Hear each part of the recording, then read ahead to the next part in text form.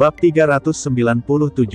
Kedua bersaudara itu langsung menepuk kepala mereka dan tiba-tiba menyadarinya. Benar, nggak peduli bagaimanapun juga, kita tetaplah kerabat Luna. Kalau dia membunuh kita, semua kebaikannya nggak akan ada gunanya. Dia nggak akan bisa punya keturunan. Jadi pada dasarnya ingin menikah dengan Luna dalam hidup ini cuma mimpi. Karena langit menghukum manusia yang nggak bermoral. Bocah ini sangat menyukai Luna, jadi dia nggak akan berani menyerang kita. Raut wajah Deon berubah setelah mendengarnya. Simon melihatnya dan tersenyum sedih. Bagaimana, yang kukatakan benar nggak? Orang tua jauh lebih berpengalaman, Deon. Kamu cuma anak nakal di depanku. Keluarga Yosef juga tertawa terbahak-bahak satu persatu. Sepertinya sudah dipastikan Deon tidak akan berani melakukan pembunuhan besar-besaran. Deon berkata sambil tersenyum. Kalian benar sekali. Aku memang nggak bisa membunuh kalian demi Bu Luna. Keluarga Yosef menjadi semakin sombong setelah mendengarnya. Sudah berkoar-koar begitu lama, ternyata dia itu cuma pria sok kuat. Deon, kalau kamu memang mampu, hancurkan keluarga Yosef. Bagaimanapun, keluarga Yosef kita nggak kekurangan uang. Kita masih bisa membangunnya kembali dalam kondisi terburuk. Menghadapi ejekan dari semua orang, Deon tetap tidak bergeming. Simon tersenyum angkuh dan berkata, sudahlah, Deon. Karena kamu nggak bisa berpura-pura lagi, cepatnya dari sini. Untuk apa mempermalukan dirimu sendiri? Tentu saja, kamu juga dapat memilih untuk menghancurkan keluarga Yosef. Bagaimanapun, kami bisa meminta uang pembangunan kembali kepada Luna atau grup Likson. Kata-kata itu terlontarkan. Ejekan tanpa ampun dari keluarga Yosef terus berdatangan seolah mereka ingin mendapatkan reputasi yang baru saja hilang karena Deon. Sudut bibir Deon terangkat dan dia berkata, tunggu. Yang kubilang adalah aku nggak bisa membunuh kalian, tapi ada beberapa hal yang bisa membunuh kalian. Pak, masih ingat nggak saat pertama kali bertemu denganmu, aku sudah bilang padamu kalau kamu akan mati, kan? Deon berkata dengan nada yang mengejutkan. Anggota keluarga Yosef langsung tidak bisa berkata-kata dan mata mereka terbelalak.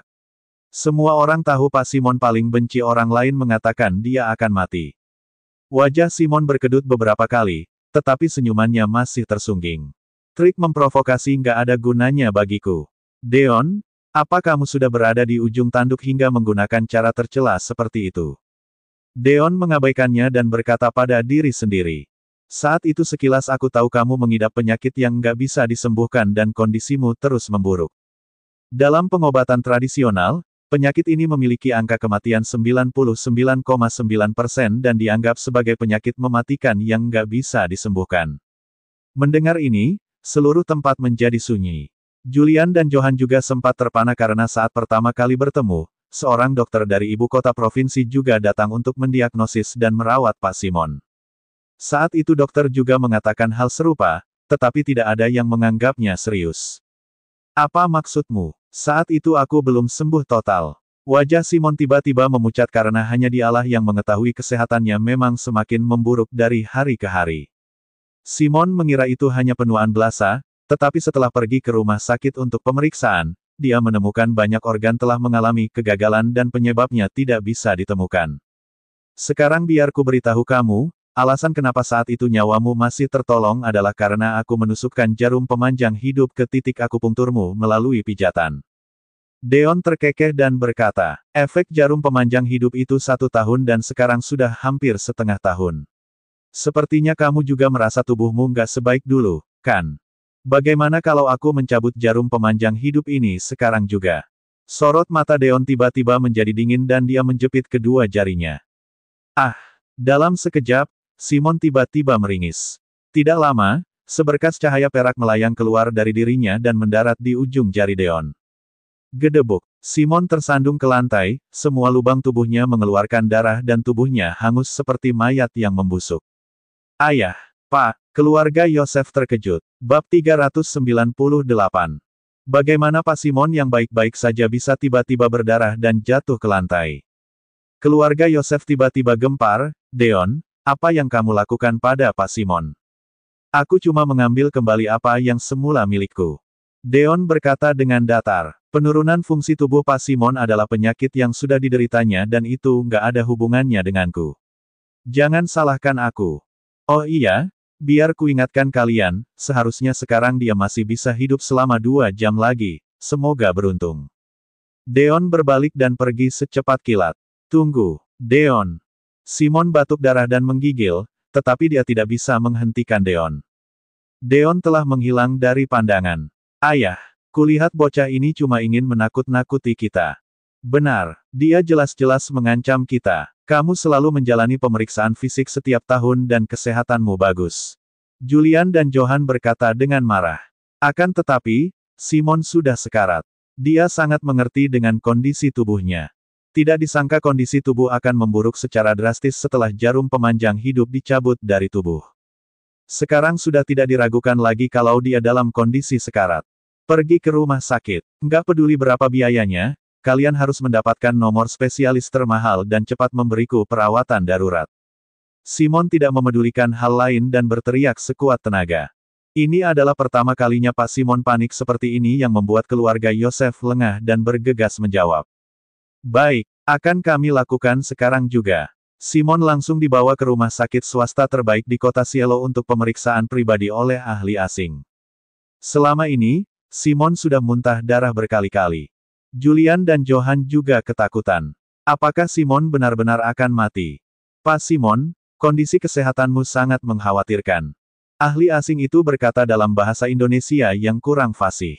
Kegagalan organ dalam tubuh hampir mencapai angka yang mengkhawatirkan dan sejujurnya ini adalah keajaiban kamu bisa bertahan sampai sekarang. Lalu ada cara untuk menyelamatkanku nggak? Simon sangat cemas. Jangan khawatir, rumah sakit kami profesional dan nggak akan mengecewakanmu. Selalu ada peluang untuk mengobati penyakit terlepas seberapa parahnya penyakit tersebut. Ahli asing itu bersumpah dengan tegas.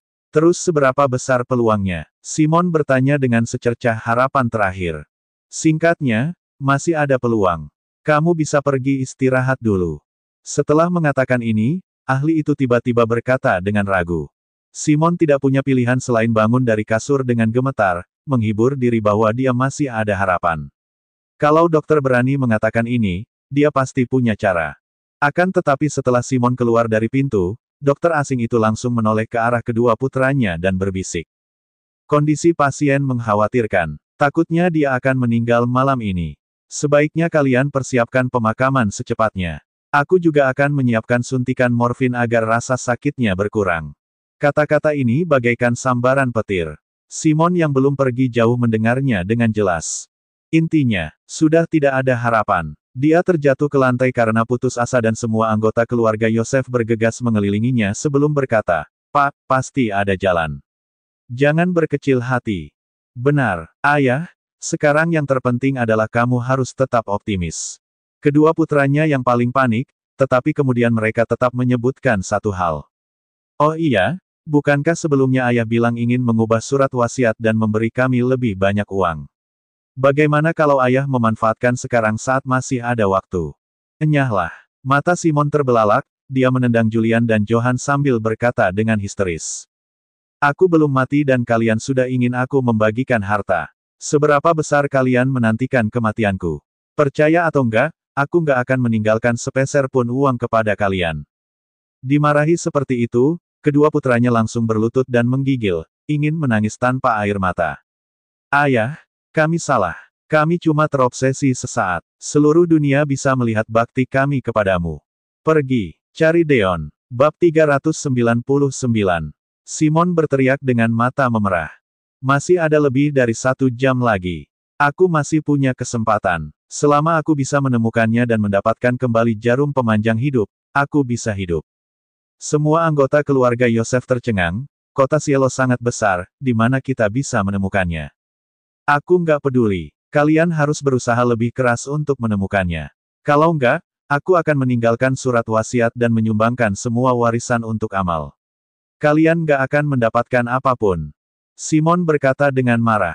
Oke, kami akan mencarinya sekarang juga. Sekarang keluarga Yosef takut dan segera bertindak. Orang yang paling mengetahui keberadaan Deon adalah Luna.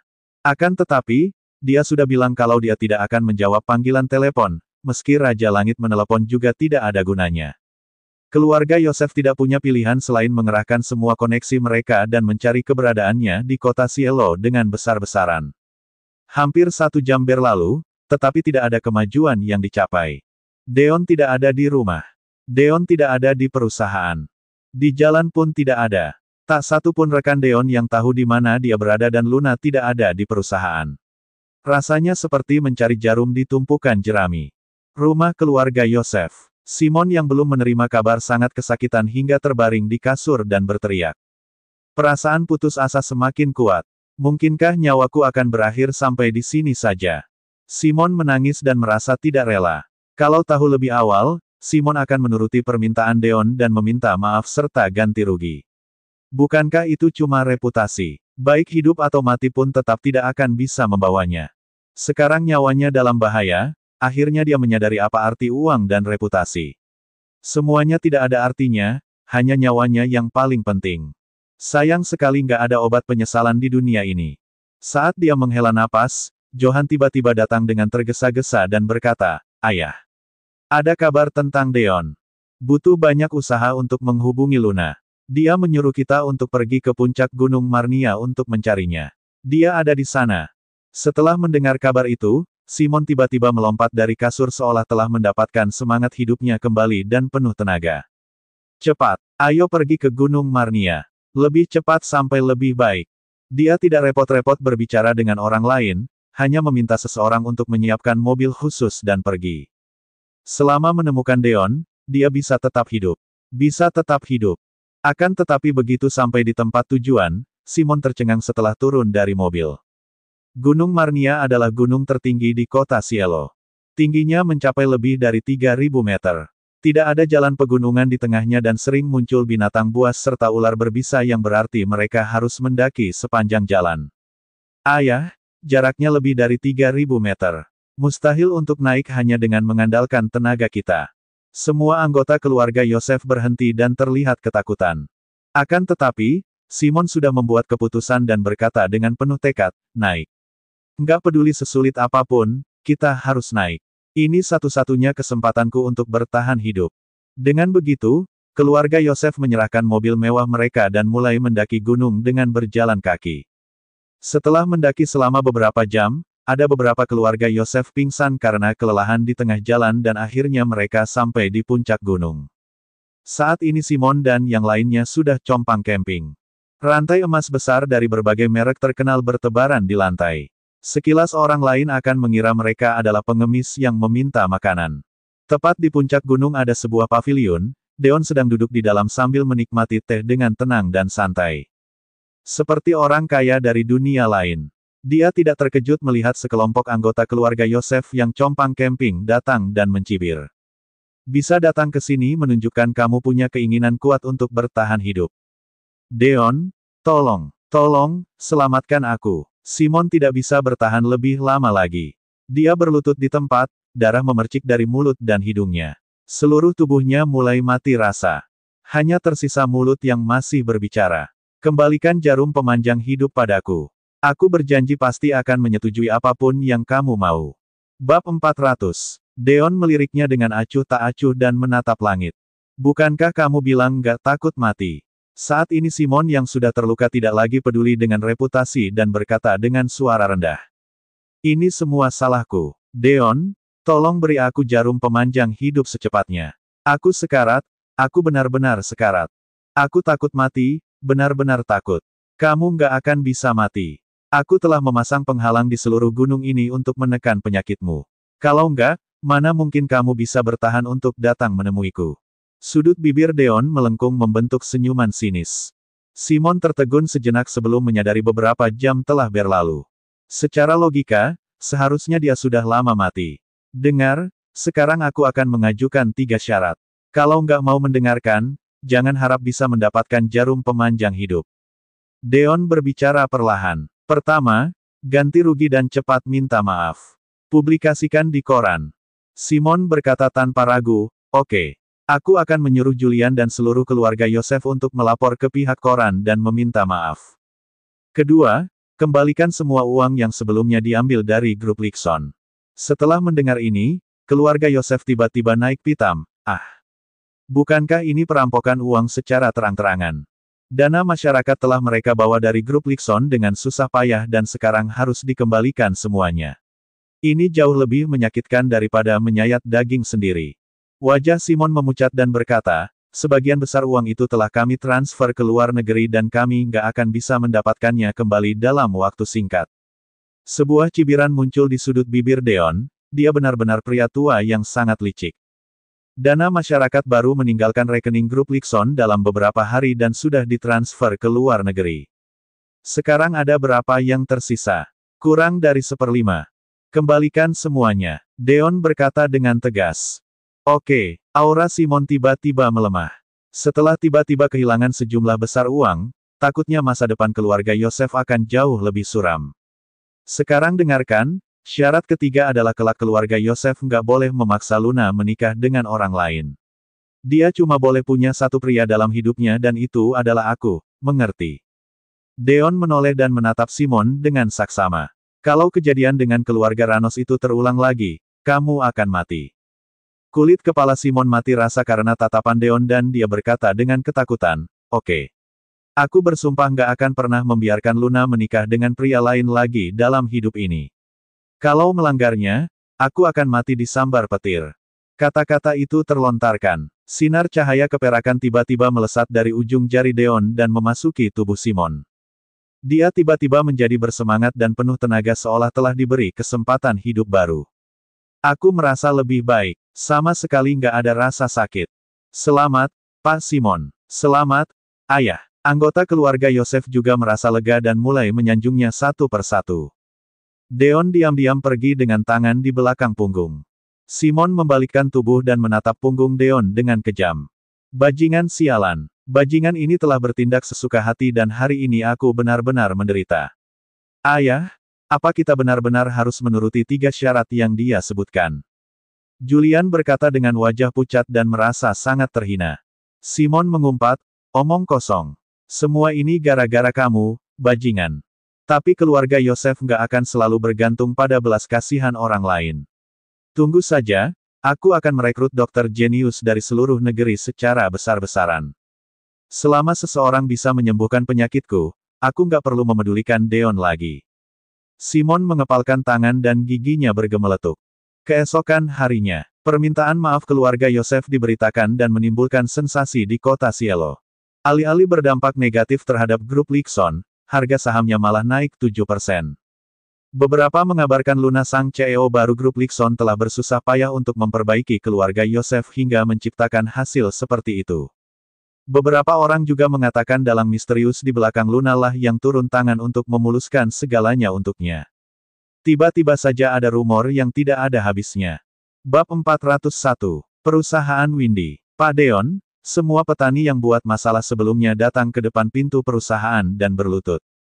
Mereka juga bawa banyak wartawan dan bilang kalau mereka mau menyebarkan kebaikanmu dan membantu perusahaan kami mempublikasikannya dengan gratis. Ada juga belasan spanduk, keranjang bunga, keranjang buah. Ketua petugas keamanan melapor pada Deon. Terdapat suasana gembira di seluruh perusahaan. Siapa yang bisa menyangka bahwa perubahan sikap orang-orang ini begitu besar? Beberapa manajer perusahaan yang menentang tindakan Deon sebelumnya tidak bisa menahan diri untuk berkata dengan kagum. Tindakan Pak Deon sangat hebat. Benar-benar sangat hebat. Nggak cuma menyelesaikan masalah hubungan masyarakat, tapi juga mendatangkan publisitas gratis. Ini lebih berguna daripada habiskan uang puluhan miliar untuk menjadi pencarian terpanas. Suzy tersenyum dan berkata, oleh karena itu dia bisa jadi atasan kita semua. Menurut kalian Pak Deon hebat nggak? Apakah kalian masih mau bekerja dengannya di masa depan? Mau. Kami akan mengikuti Pak Deon sampai mati. Semua orang berkata secara bersamaan dengan emosi yang tinggi. Deon berkata dengan tenang, suruh orang untuk bujuk mereka pergi. Aku nggak perlu wawancara apapun. Aku bantu mereka bukan untuk demi reputasi palsu ini, tapi demi keadilan. Semua orang tercengang saat mendengar ini. Hah, bukankah itu artinya kesempatan sebagus ini terbuang sia-sia? Suzy berkata sambil tersenyum, enggak. Efek dari cara ini akan lebih bagus. Semua masyarakat punya pendapat yang berbeda terhadap masalah permintaan maaf keluarga Yosef dan tingkat intensitasnya sangat tinggi. Sebagai pemimpin dari masalah ini, citra seorang pemimpin perusahaan yang membantu petani tanpa pamrih dan mendapatkan gaji, tapi menyembunyikan reputasinya malah akan jadi bahan yang bagus untuk dijadikan sebuah artikel oleh media. Semua orang baru memahami hal ini dan memuji Deon adalah orang yang hebat. Setelah selesai rapat, Suzy berjalan ke sisi Deon dan duduk di atas pahanya, kemudian mengangkat dagu Deon dengan jarinya. Cara penyelesaianmu dalam masalah ini benar-benar sangat hebat, aku bahkan gak ngangka hasilnya akan seperti ini. Deon tersenyum pahit, anggap saja masalah ini malah merugikan diriku sendiri. Dia hanya berpikir untuk mencari keadilan bagi para petani yang gajinya dihutangi dan sama sekali tidak berpikir sebanyak ini. Suzy mendekat dan berkata, Bu Luna baru saja kirim pesan ucapan selamat dan suruh kamu pergi ke perusahaan dalam 2 hari ini, dia mau kasih kamu hadiah secara pribadi. Deon tersenyum tipis, dia suruh aku pergi. Aku sengaja nggak mau pergi. Biar dia cemas. Satu tangan diam-diam meremas pantat sebelah kanan pihak lain dan satu tangan yang lain memasuki keras Suzy. Napas pihak lain menjadi lebih cepat dan dadanya naik turun dengan cepat. Masalah ini sebenarnya bisa dianggap sebagai kerjasama yang diam-diam terjadi antara Deon dan Luna. Deon menggunakan ucapan Luna untuk mencapai tujuannya dan membuat keluarga Yosef tunduk padanya dalam masalah di Gunung Marnia. Tubuh Suzy berkeringat karena perbuatan Deon dan Suzy segera menepis tangannya. Dia memutar bola matanya dan berkata dengan tidak berdaya. Kamu bahkan berani melawan Bu Luna. Aku benar-benar sangat kagum padamu. Lupakan saja, keadaan perusahaan akhirnya membaik, bagaimana kalau seluruh perusahaan merayakan hal ini malam ini? Deon menyipitkan matanya dan berkata, terlalu. Kamu lupa kalau masalah petani minta gaji bukannya tanpa dasar. Deon berkata setelah berpikir untuk waktu yang lama. Siapa yang sebarin masalah ini dan bawa masalah ini ke kita harus diperiksa dengan jelas. Masalah ini akan terus terjadi sebelum pelaku di balik layar ditemukan. Suzy berkata dengan ekspresi serius. Aku sudah suruh orang untuk menghubungi para petani dan mereka bilang kalau mereka baca berita dari berita Siang Cielo berdasarkan ucapan mereka. Berita itu menuduh grup Lixon boros dan gak bermoral, menginvestasikan semua uang pada anak perusahaan yang bernama perusahaan Windy. Masyarakat marah besar dan mendatangi kami. Sebuah panggilan masuk pada saat ini. Deon meliriknya sekilas, ternyata panggilan dari Luna. Bab 402. Deon menjawab panggilan. Deon, aku ada di bawah perusahaanmu, cepat bukakan pintu. Astaga, Deon berkata dengan agak terkejut. Panjang umur, Bu Luna datang tanpa diundang. Tidak disangka Ratu Gunung Es berinisiatif untuk mendatanginya. Benar-benar sangat jarang terjadi. Deon dan Suzy segera turun ke lantai bawah dengan lift untuk menyambut pihak lain. Luna mengenakan rok pensil seperti biasanya dengan tali ikat berwarna putih di bagian atas tubuhnya. Hal ini membuat kakinya yang panjang dan ramping langsung menarik perhatian banyak orang. Pekerja perusahaan Windy tanpa sadar menelan ludah. Apakah dia adalah Luna, CEO dari grup Lixon yang merupakan perusahaan induk kita? Dia benar-benar sangat cantik. Benar, aku bisa merelakan kehilangan masa hidupku selama 10 tahun asal dapat memainkannya satu malam saja. Jangankan 10 tahun, aku bahkan rela hidup kurang dari 50 tahun kalau bisa memainkannya satu malam saja.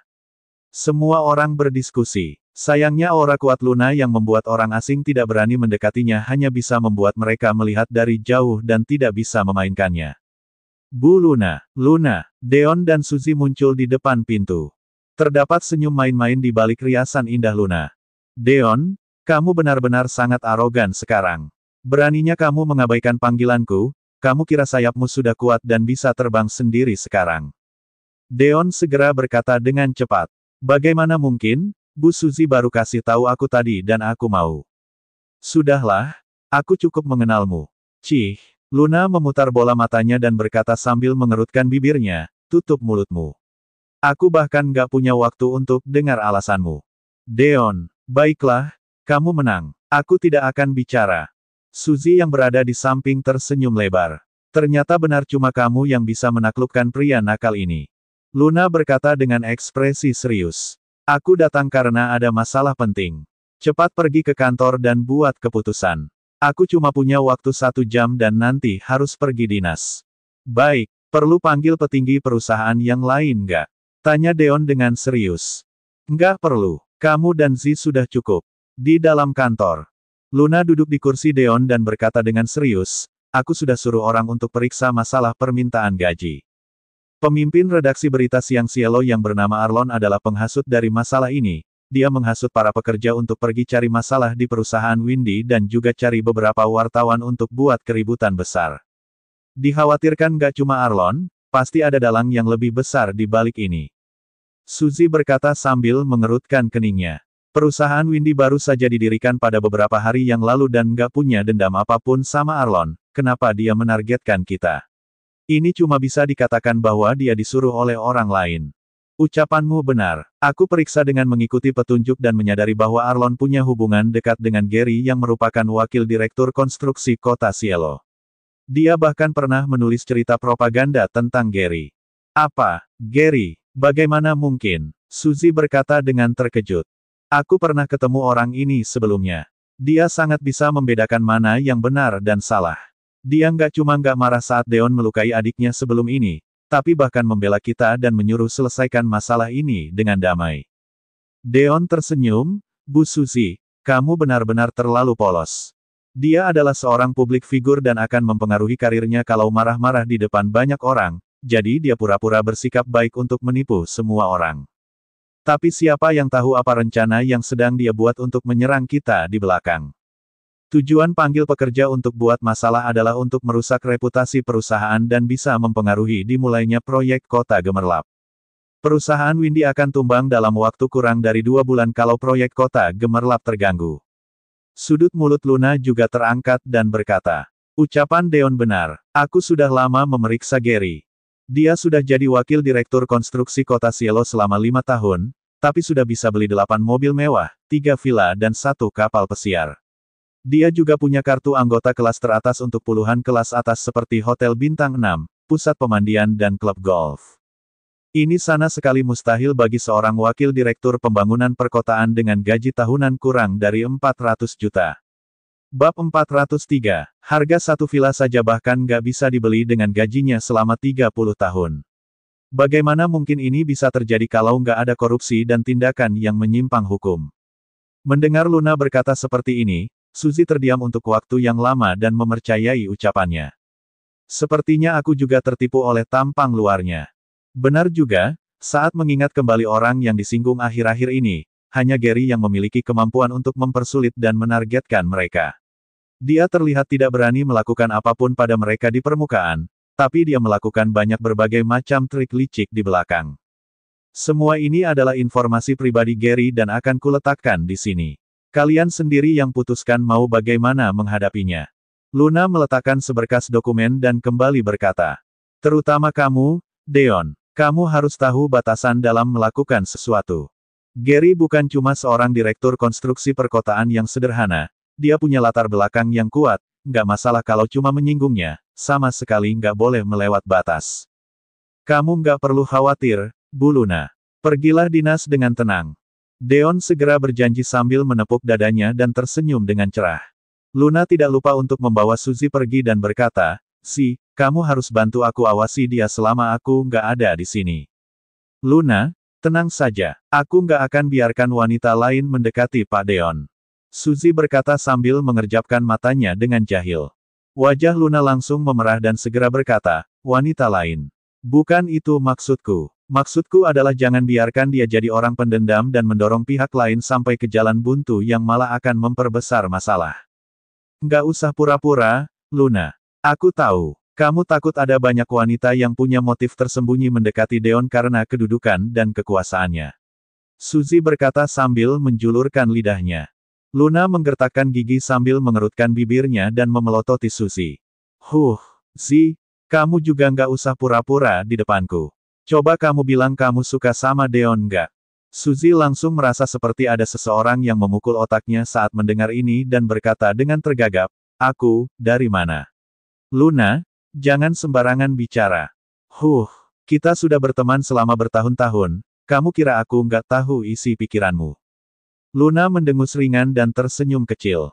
Aku tahu tapi aku nggak bilang. Lagi pula Deon termasuk lumayan hebat dan pasti gampang diincar sama wanita lain. Jadi aku pikir lebih baik aku mengalah sama orang sendiri biar aku bisa lebih tenang daripada memberinya ke orang lain. Wajah Suzy langsung memerah karena terharu. Luna, maaf, aku bukannya sengaja menyembunyikan hal ini darimu. Untuk apa kita membicarakan hal ini? Bukankah cuma dua wanita punya suami yang sama? Ini bukan masalah besar. Aku nggak begitu konservatif sampai nggak bisa terima hal ini. Luna memalingkan wajahnya dan berkata dengan serius. Suzy tertegun sejenak, dua wanita punya suami yang sama. Astaga, tidak disangka Luna telah berpikir seperti ini. Wajah Suzy memerah karena malu dan tidak bisa menahan diri untuk mengeluh di dalam hatinya, bukankah hal ini malah menguntungkan Deon? Luna berkata dengan ekspresi serius. Jadi kamu harus bantu aku jaga pria ini saat aku nggak ada, agar dia nggak cari wanita lain. Suzy mengangguk dengan cepat.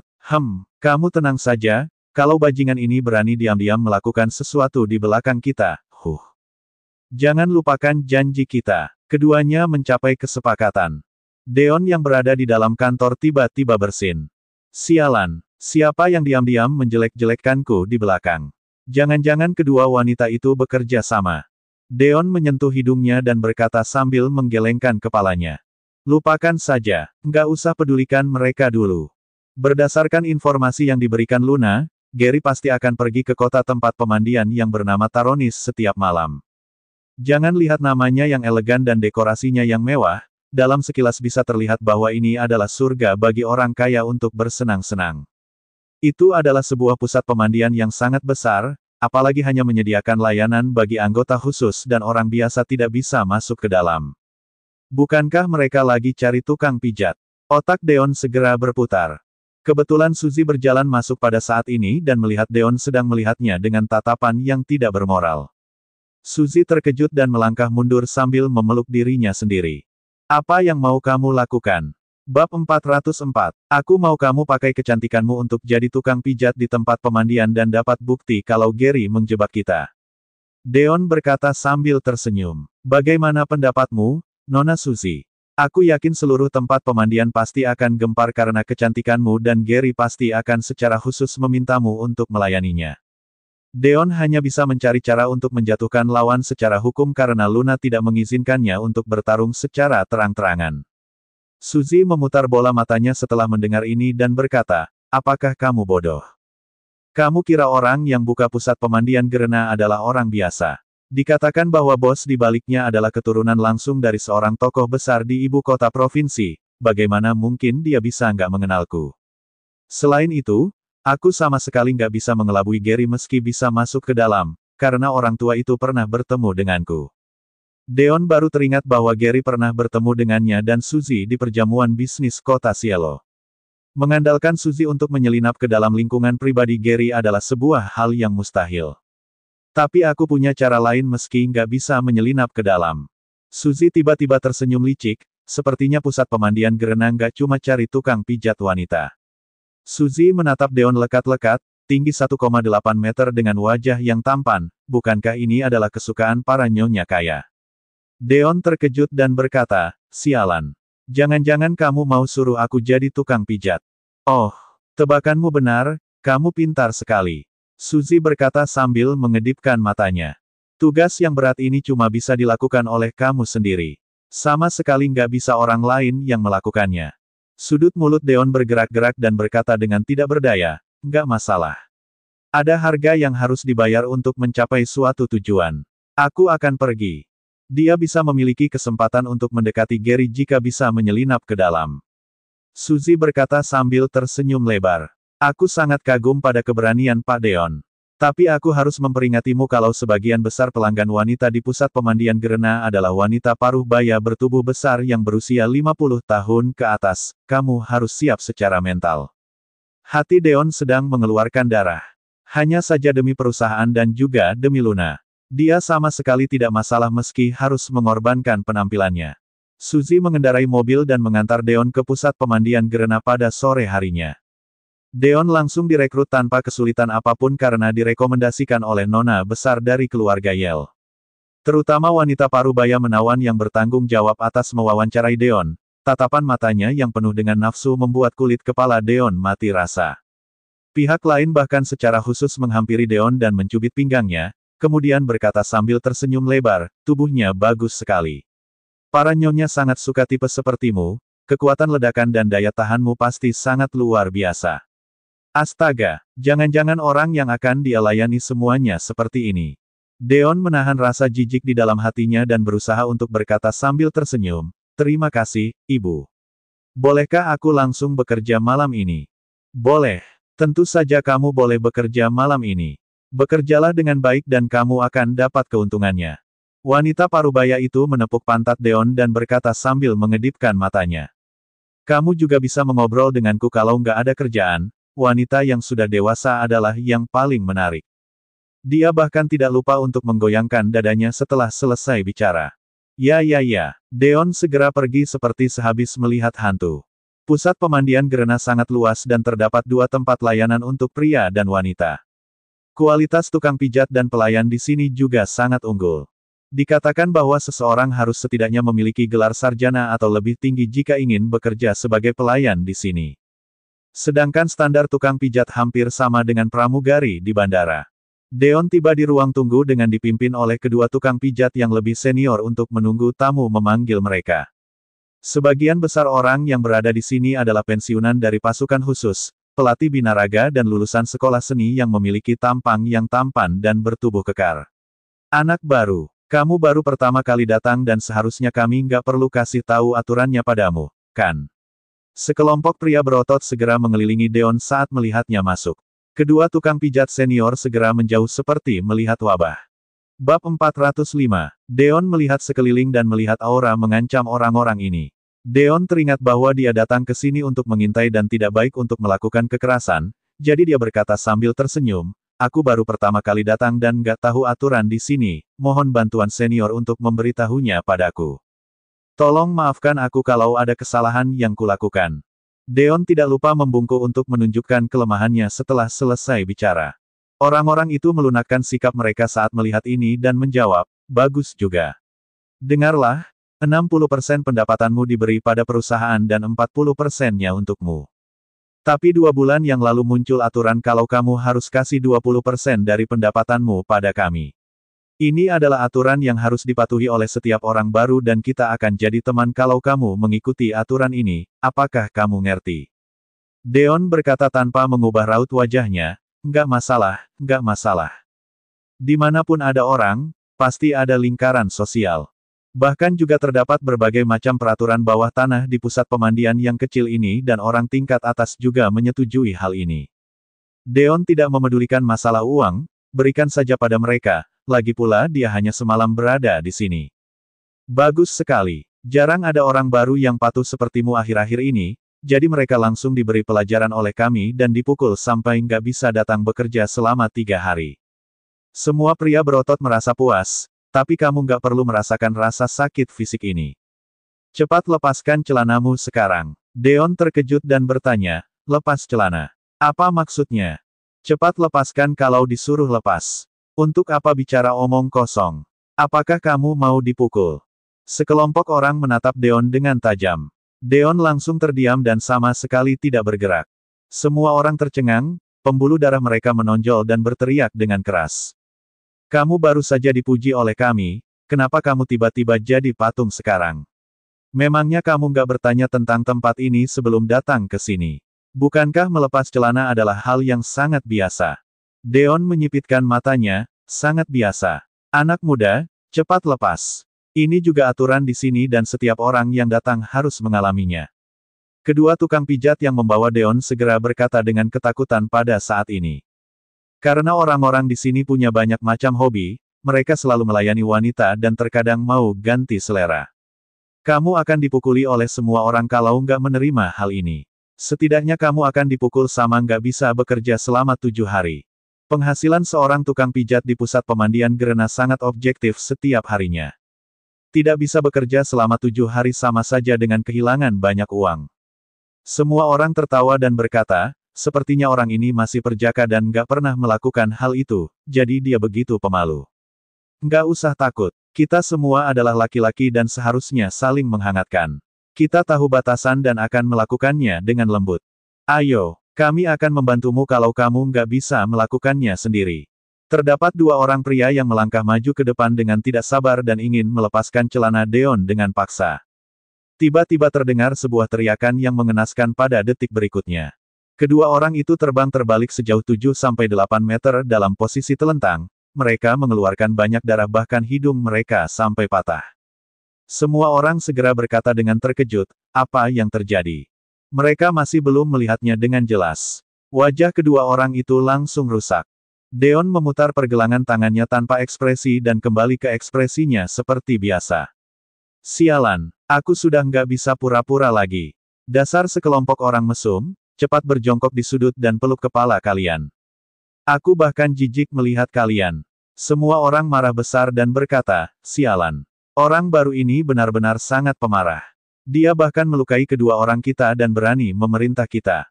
Pukul dia sampai mati. Semua orang berteriak dan beberapa orang segera menerjang ke arah Deon. Dalam sekejap, ledakan. Bab 406.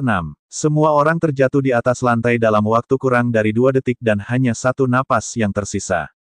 Dia bukan manusia. Dia adalah iblis. Semua orang berteriak ketakutan. Tangan atau kaki yang patah adalah hal yang biasa. Ada yang hanya setengah kepala yang tersisa, bahkan darah dan cairan otak masih mengalir keluar yang membuat orang merasa mual dalam kasus terparah. Orang-orang yang lain terkejut karena adegan di depan mereka. Mereka dengan sadar diri memeluk kepala dengan kedua tangan dan berjongkok di sudut dengan tubuh gemetar.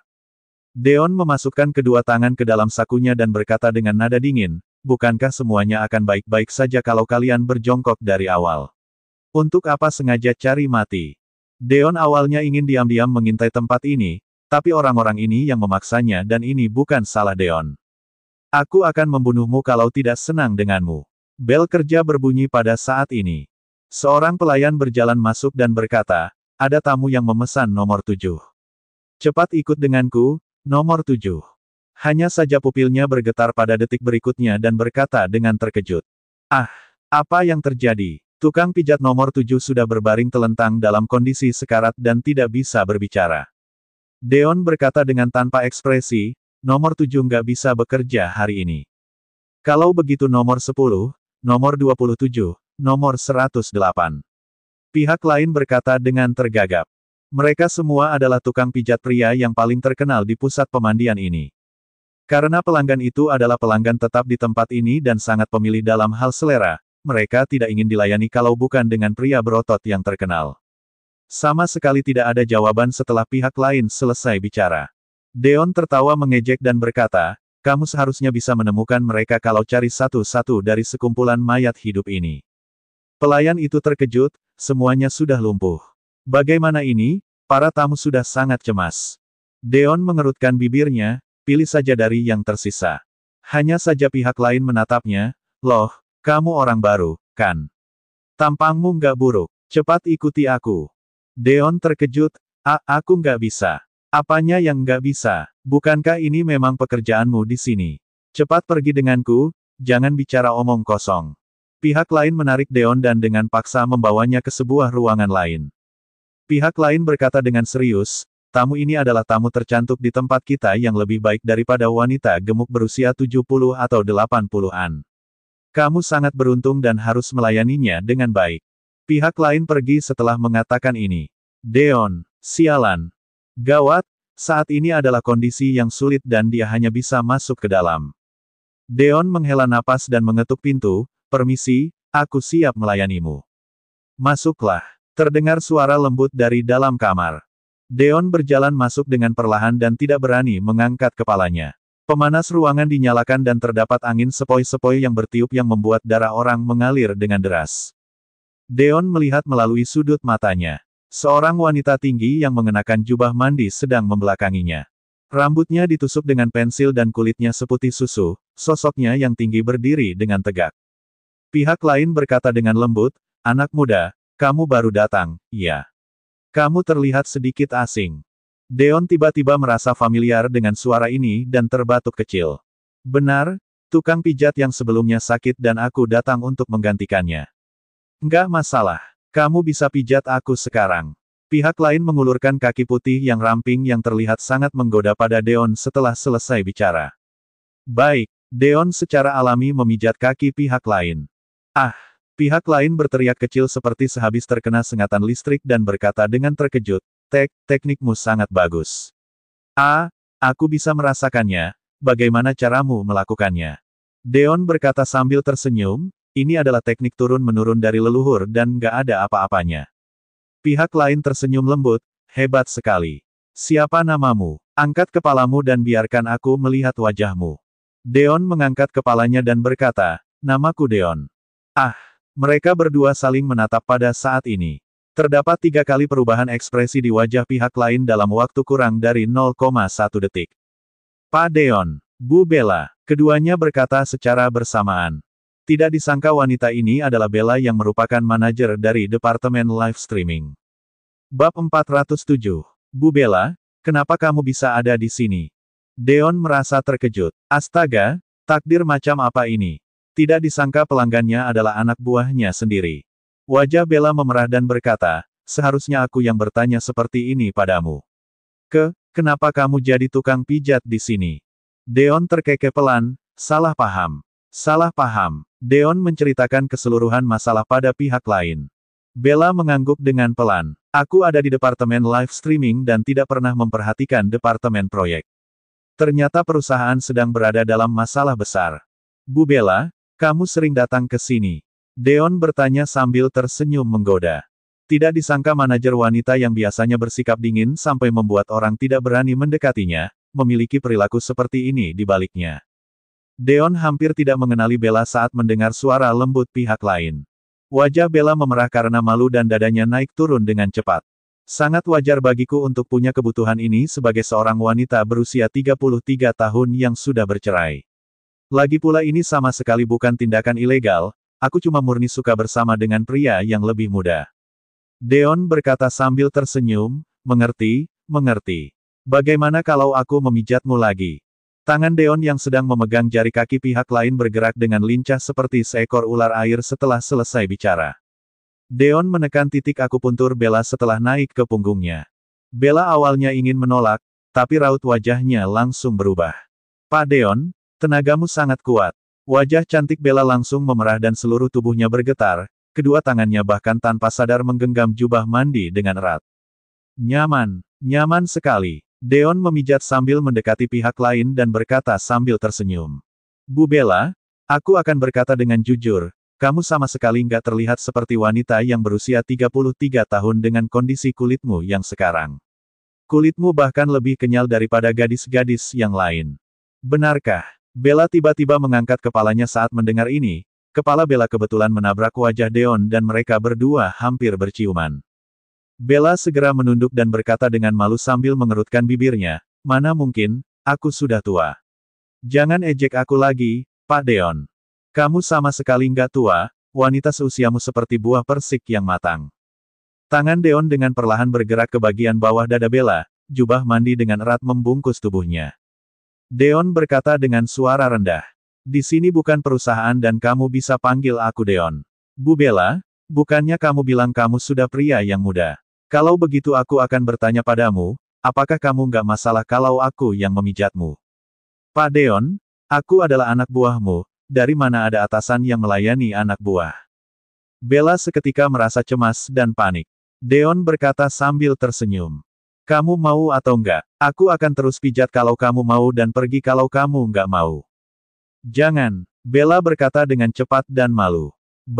Baiklah. Tapi kamu cuma boleh memijatku, nggak boleh ambil kesempatan untuk melakukan hal lain. Deon berkata sambil tersenyum, enggak. Aku mau melakukan hal lain. Bella terkejut. Aku juga bisa melakukan bekam selain memijat kaki dan punggung. Deon berkata dengan perlahan. Bella menghela napas lega, ternyata ini. Aku kira. Kamu kira apa? Bu Bella takut aku menerkammu. Tanya Deon sambil tersenyum. Bella ingin berdalih, kamu. Deon tiba-tiba menjatuhkan Bella dan membuka kancing jubah mandinya yang memperlihatkan pemandangan yang sangat indah. Ekspresi Bella berubah dan ingin berteriak, tapi Deon segera menutup mulutnya. Ada sesuatu. Terdengar sebuah suara di luar kamar. Pak Gary sudah datang. Silakan, barang dan tukang pijatnya sedang menunggumu. Bab 408. Beraktinglah bersama denganku, tenang saja, aku nggak akan bertindak sembarangan.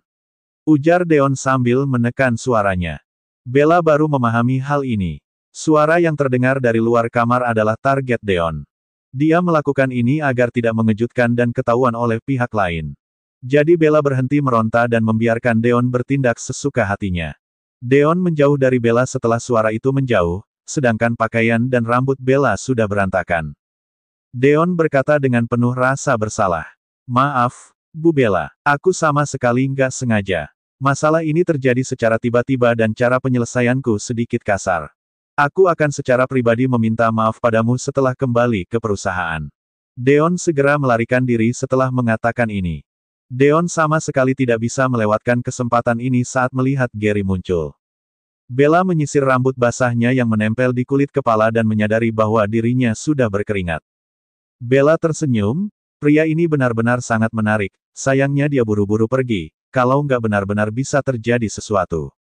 Bella tidak lupa untuk menjilat bibirnya yang kering saat mengatakan ini.